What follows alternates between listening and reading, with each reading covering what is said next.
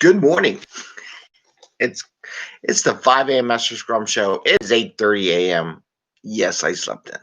I just woke up a little while ago.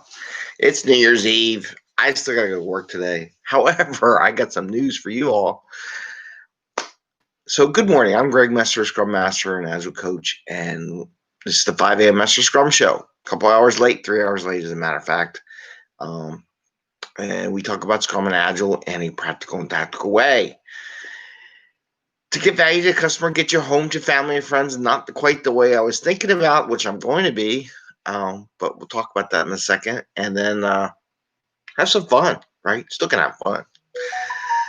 So it's New Year's Eve, life of a contractor, which is me. And so I'm going to talk about New Year's Eve a little bit and some New Year's resolution, looking back in the past. And my life as a contractor, because yesterday I was just told that they didn't have the money, and I have 1 day's notice to see you later. So we're talking about that. That happened yesterday. So that's why I wasn't on yesterday. A lot of stuff going on. I had to do a lot of things, closing out stuff. So we'll talk about that life as a contractor when you lose your job and what you look out for. But I want to talk, when we do it, I'll talk a little more about that. So let's talk about New Year's Eve, because that's a happy note. New Year's Eve, reflection on the past year was, for me, it was like having a testing environment going down, or a competition, introduce a new product line, was it like that, or was it good? But no matter what we have to do, we have to keep going. And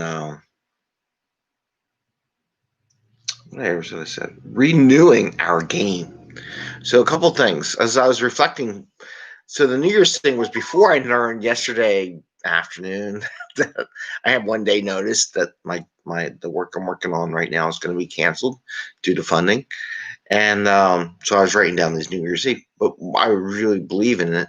Gives me more time now. I might have a week or so to take some full time and renew skill sets, stuff like that in the new year. Keep practicing on that. And the one thing I tell everybody, never give up. You go to a point, you're doing stuff, don't ever give up, because there's always going to be something coming down the road. I mean, this is crystal ball stuff right here, where I'm talking about New Year's. Never give up, because there's always something coming. And as I wrote this down, like, I don't know, Tuesday or something, and lo and behold, I got a big hiccup. It's not a bad hiccup. I'm actually prepared. So we're going to talk about being prepared as a contractor, because not everybody understands the contractor life. So I had lots of goals. Not many of them done, right? So the question is how many goals I got. I got some done. I have them on my wall. So that was good.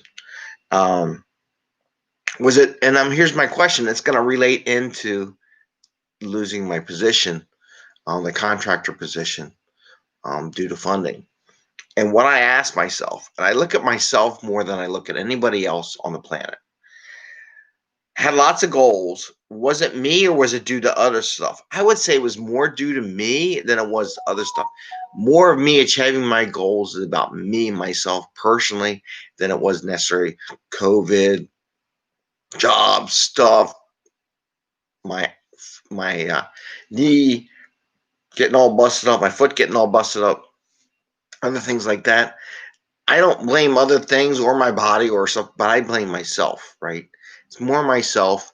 I'll get over it. Yeah, there's contributions to things like that, but it's just a question of me and how I do in my goal settings. So it's the same with everything else. And I don't blame others for those problems. I can't blame others for COVID. It's bound to happen. So contracting thing. Why do I go into that? So, okay, got 1 day notice going in. Here's a couple things as a contractor, just letting you know, and this part, maybe I'll put that up there. So one, it's always nice to pay for your own health benefits, because it doesn't bother me, because I'm paying for it. I'm good. Two, have your own life insurance policy, not dependent upon an individual company. And this is good for even if you work for a company. If they're going to give you free health insurance, take it. But buy your own. They're going to give yourself free life insurance, but go ahead and buy your own policy too, independent of the company, so that you have it. So you buy that 20-year policy and you have it forever, no matter what. Because no matter where you work at, because I worked in places I was an employee and worked contractor jobs, you never know what's going to happen. And in corporate life, you never know. So, for example, the company I was working with, they overspent last year. They were over budget, ran out of money, and they had to make cuts. It happens. Plus, my 2 years was up next month. So I only had 1 month left. So things happen out of your control no matter what happens, no matter how good you are, no matter how much you contribute to a place.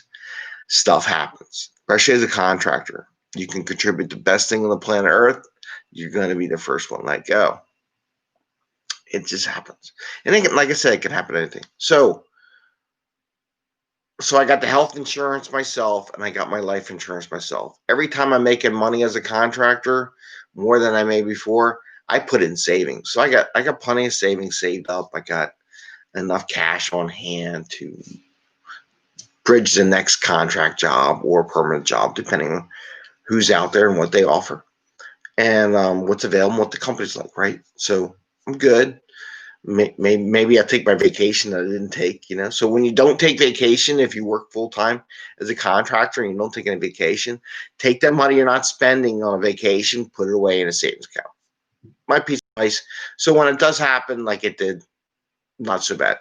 Having 1 day's notice kind of caught me off guard, and I'll be honest, really pissed me off, right? I'm like, 1 day's freaking notice, really? You're giving me 1 day?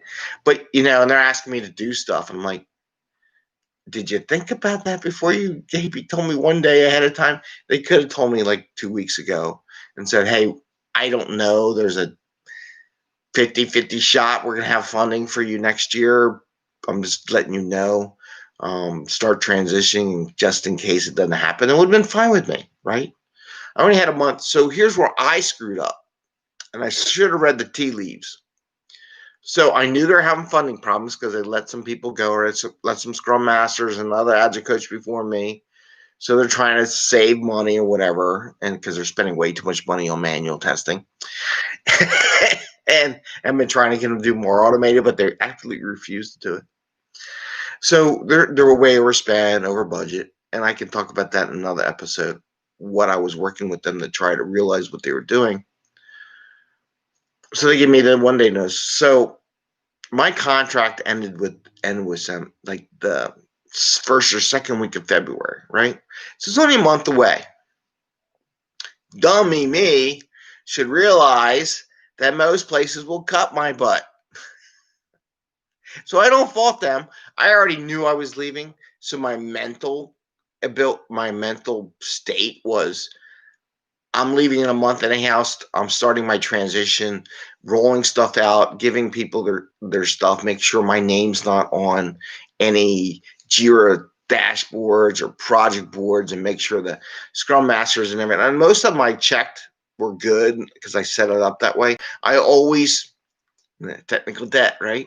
So technical debt is when you build something for somebody else and you don't put them in the editor or the admin for those things, right? So then you got to come back and you got to update those things so that they're the admin for those things. Most, I would say 80%, 60 to 80%, I do that all the time. There's some one-off stuff that they may or may not want. I don't know. So I'm just going off through my one-off stuff to change the admin. And I just had one team. That timing was amazing. Just yesterday, I had a new Scrum Master came on board. I've been working with him and another lady who's another Scrum Master for this one train, teaching them how to use Jira and how to use the boards and how to make it easy and how to go boom, boom, boom. So their daily Scrum could be like 7 minutes or something. And so just yesterday morning, that's why I was busy and I had to go do that this morning. So we closed out the sprint. Oh, and the day before we planned out their entire next PI. So actually so their timing, I don't understand what they're thinking. because they're doing their PI planning next week, so they get rid of an Agile coach and Scrum Masters just before PI planning. I'm like, oh my God, you guys are going to die. Anyway, they'll make it. It's just going to be, there's no support structure. Well, there is, but there's less people. So it's still the same amount of teams.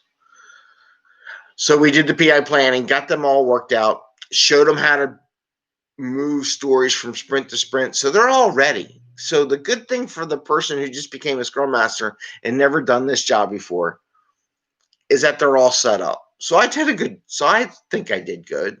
They had all their sprints all laid out, how many stories in each one, balance it out between what type of people, because they do some crazy stuff, and what they got. And then yesterday morning, helped them close out their sprint, got it done pretty simple, showed them how to do it. Well, problem is I only got to do it once with them. Usually I like to do it a couple times, and then they know what to do. I only got one run, so that's their prerogative, right? So close out the sprint, showed them how to start a sprint, get everything ready, get the team, got them all. I mean, it was good. It was a lot of positive vibes coming out of that session, and then I got hammered. It's like, okay, and I gave a warning. I said to the person, I said, you do realize you got two teams with just brand new Scrum Masters that kind of started like a week ago, and the one person was out for 3 days. So I didn't get a chance to work with her. We'll do what they do. And they just looks at me, what? I go, yeah, I've been telling you that, right? So, but again, it's not their fault. They gave me 1 day's notice.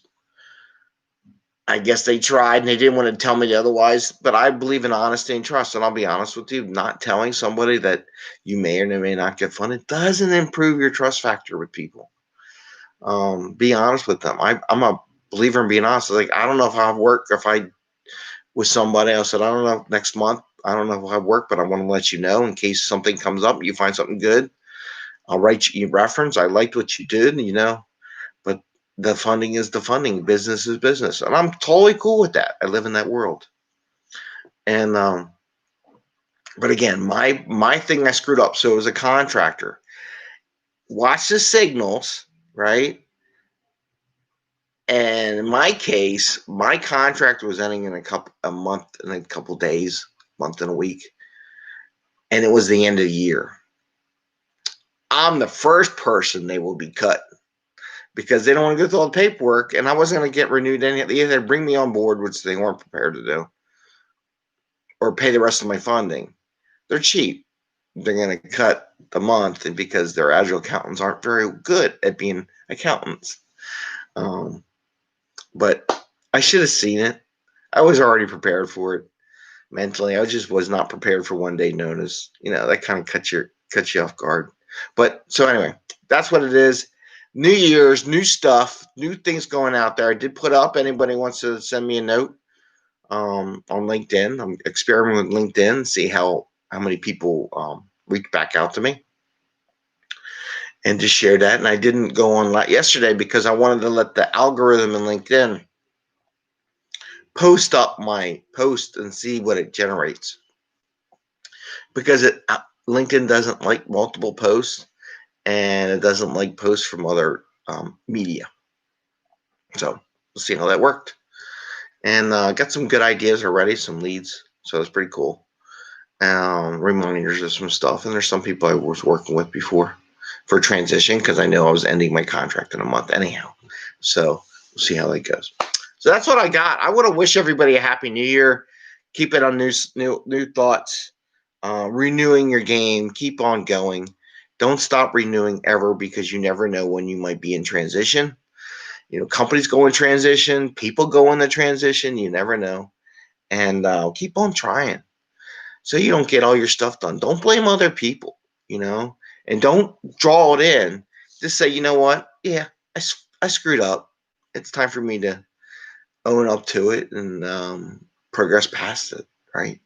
So anyway, I ranted for 15 minutes almost, time of a daily scrum. And I want to wish, again, everybody a happy new year. Happy scrumming. Give me a thumbs up if you like the show. If you got any thoughts, questions you want to know about Contractor Life, I'd be more than happy to share what I've learned. And I'll do some more contractor episodes, because the new year, a lot of people will be looking at new contracts, new jobs, new budgets, new projects, new things. And I'll share that with you. Ring the little bell if you want to get noticed when we go live. And I wish you all the best of luck in the Happy New Year. See you tomorrow on New Year's Day. Maybe we'll get some mummers and do some live broadcasts with some mummers boycotting the city of Philadelphia and marching anyhow. Live in a weird world, man. All right, take care. And I love you all. Take care. Bye. See ya.